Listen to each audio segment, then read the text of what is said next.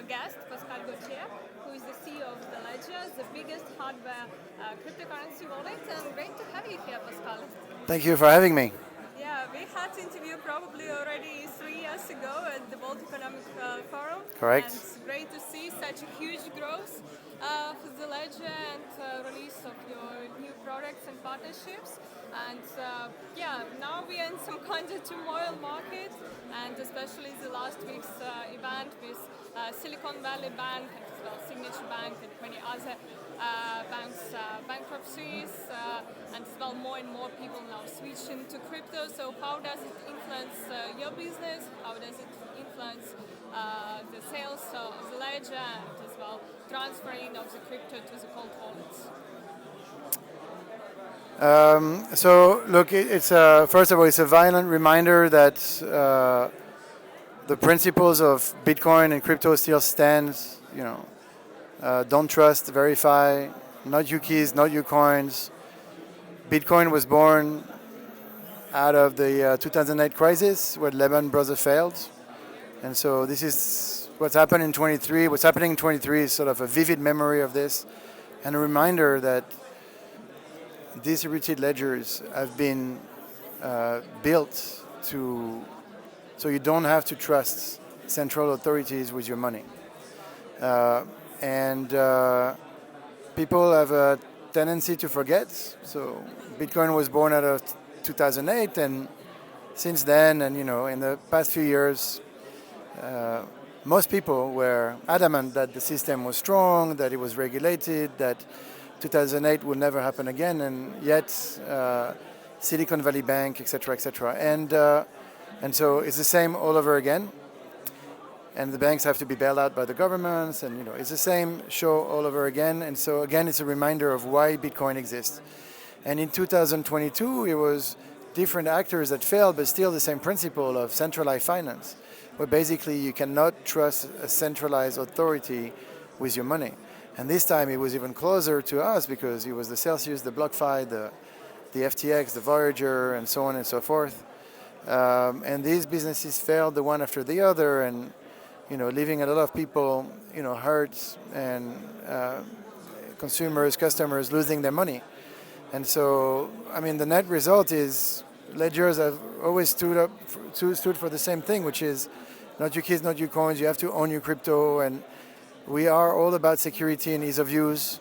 And so we haven't changed. We've always said the same things.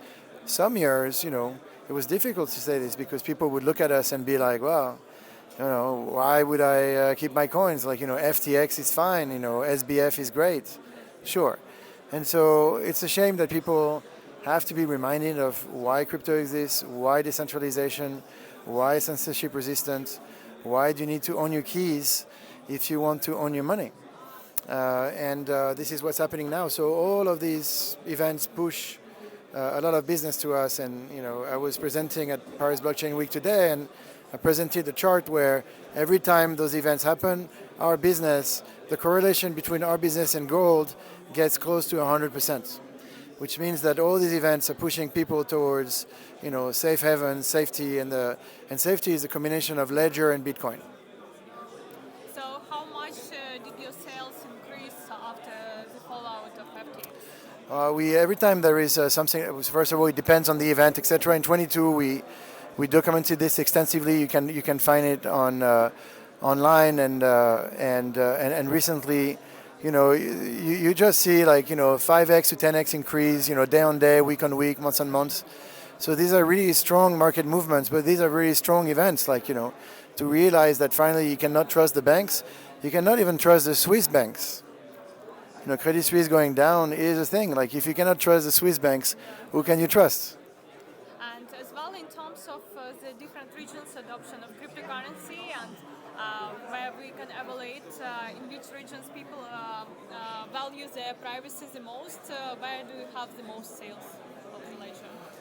Well, right now it's very classic for us, but it's for Ledger it's a distribution issue. It's not a market adoption issue. So our stats on this, they're a little skewed, and so US is number one, followed by Germany, UK, France, and the usual suspects. But we're working hard to bring Ledger everywhere in the world, and we ship products in more than 200 territories. So it's a global phenomenon, but some territories were less well distributed than others, but we're working hard on that. Yeah, that's great. And as well, you made just recently such big partnerships as with Samsung, and you released as well your more consumer-friendly wallet with the designer of Apple Stacks. Can you share more about that? And as well, maybe you have some other interesting upcoming partnerships? This is not a partnership. I mean, Tony Fadell is the inventor of the iPod, and he developed Stacks with us. We announced it in December. You can check the announcement online. It's still live, and we said everything that we had to say on that matter. Then you can also check out ledger.com. There is so much content there on all these issues, and Stacks is coming out in May, so look for it. Yeah, okay. Cool. Thank you very much. Yeah. Thank you Thank you so much. Such interesting interview. Merci.